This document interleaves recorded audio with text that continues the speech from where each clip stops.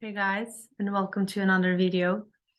In this video, I want to talk a little bit about waking up from the mind and waking up from all the sort of illusions that we carry. And I guess this whole journey is about, in my experience, to see reality for what it is and not for what the mind tells us it is, right? It doesn't mean that we can't use the mind for its purposes, like, I don't know, like communication or creativity as well, or I would also say like intelligent purposes, science, memory. There's a lot of things that we use the mind for, which is great. However, the mind creates this illusion. It hypnotizes us. And it keeps us in a dream state, and we believe the dream is real. And we forget that we're dreaming.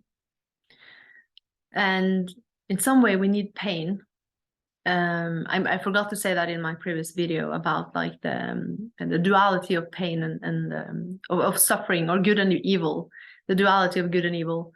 That the pain itself is like the last station. Many of us, we needed to wake up. We have to feel like the dream becomes a nightmare to even pursue this journey, right? And what happens when we start to wake up is that we start to see through the cracks of the mind, like there's the cracks of the illusion. It starts to break free. We start to break free from it, and it can feel like we're becoming, as I used the analogy many times before, and I think it's really good, that's why I use it, becoming sober at a party, and you didn't even know you were drunk until you become sober, or feeling like you're actually waking up from a long dream, right? That's awakening. You are awakening, and it feels like that too, at least it did for me, and I didn't even know I was dreaming until I woke up, right?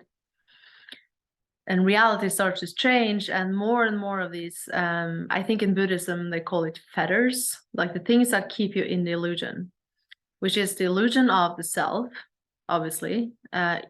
First of all, it's like the initial self, like the more obvious cognitive self, which is I am my body, or I am my career, or I am my social roles, right? And it's more subtle sense of self, which is your pain body, right? The pain body that we share, but that is your trauma that is stored in your body, that creates a sense of separate self, right? It's sort of like it limits us. It sort of pulls our energy in here, and we're here, right? And it's out there.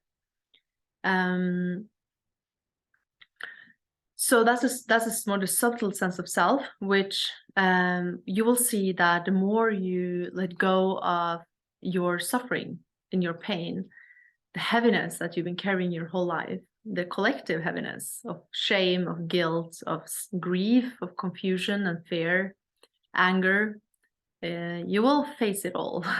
And when you do, it is like your whole sense of your structure, of this whole self structure, it goes along with it. It's like it's eating the whole sense of self up.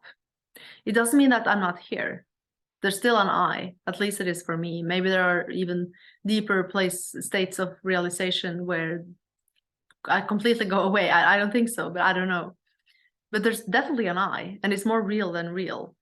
But the whole idea about Julie, right? The past, her past and the future, the preferences, the opinions, right? The strong beliefs about me and the world that I have identified with. And it's like a sense of self, it's a sense of self we cling on to, because it's the ego that stays in charge, or keeps itself alive by keeping these illusions about what we are. It's like as a hypnosis that we are in. And, you know, at least in my experience, it definitely doesn't go away after initial awakening. Maybe it does for some, but it didn't for me. It doesn't feel real anymore, and it feels really uncomfortable. But there's still things that is being peeled off. It's like a gradual integration, and are seeing through the illusions that I carry. For example, beliefs about how the world is, like the perspective on the world. And I think it's Violet Synergy. She talks about that the perspectives are dissolving. Like you used to see the world through like a pair of glasses, like a lens that you perceive the world, and there's a perceiver of that, right? That's also a thought. It's a construct, and it's usually rooted in a sense of beliefs that occurred sometime in your childhood, right? Or teenage years, or some kind of experience or information that you gained that made you identify as the observer of that belief. And all of these thoughts of the mind, you know, it's not like, for me at least, I thought after awakening that this whole awakening was going to bring me into a new dimension, a new like utopia kind of. It creates a spiritual fantasy as well. It can do. It also a fantasy about enlightenment, right? The story about the person that got enlightened, right? Stuff like that, right? So it's common. Most people face it. I think we all do, more or less, on this journey. At one point or another, a sort of a spiritual self or a sort of a spiritual fantasy, which is like the way the mind tries to cling onto, try to cling and stay alive, I would say. But the thing is that the more you wake up, the less you become, the less fantasy there is, and the more reality there is, the more life, the more sensitive I am, the more I experience life full on, right? Less in the mind and more in the actual five senses. So life becomes richer in a different way. It's like an optical illusion. You chase around, like trying in the mind, where now, what's the next stage of awakening, next this, right? Trying to get there, and you just wake up to the here and now, and that you've always been where you are, right? And the world is impermanent. The world around you, like, it always changes, including your sense of self, like the character changes. But in my experience, it's more like that, becoming less and surrendered, more and more surrendered into what is right here, right now. And that's where you also find the peace. That's where you find what you've been looking for in everything else, right? That's where love awaits you, like true love, authentic and unconditional love. So for me, at least, it's not about becoming more. In some way, I'm becoming more in another way, but or life becomes more. I don't even know how to put it, but the sense of I, Julie, it gets more and more uncomfortable to try to stay there in that consciousness, to stay there in that me and mine, right? And I notice these sort of stories that keep going on repeat, right? About me, about others, about my opinion, and it's usually some sort of life preserver. And you know, usually they just die out, right? When there's nothing there, there's no emotional charge in it anymore, it can't really keep my attention.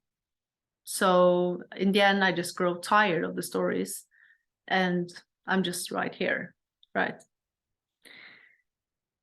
So I would say that your life becomes more, in a sense, and you become less. I don't know how to say it otherwise, but there's not either two. You are life, and life is you.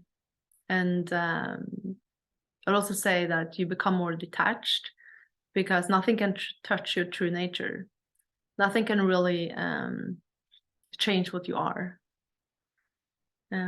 Yeah. I think that's what I had to say for this video.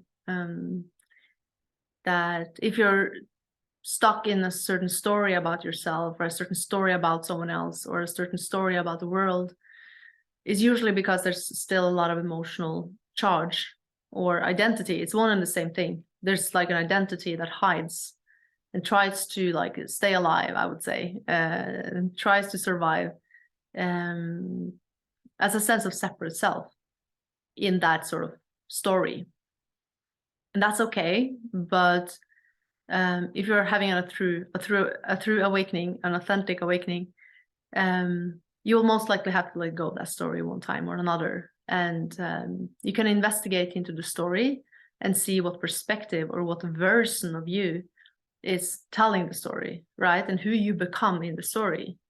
And you can see that if you just look around you through the 5 senses, the story doesn't really exist, except in your mind, in the illusion. So yeah, that's what I had for today. And you can check out my free masterclass where I go deeper into like experiencing life through the 5 senses. It's separate, distinguishing between thoughts and the actual experience. You can check that out, and also remember to like, subscribe, and leave a comment below how you are experiencing awakening. Until next time, much love and namaste.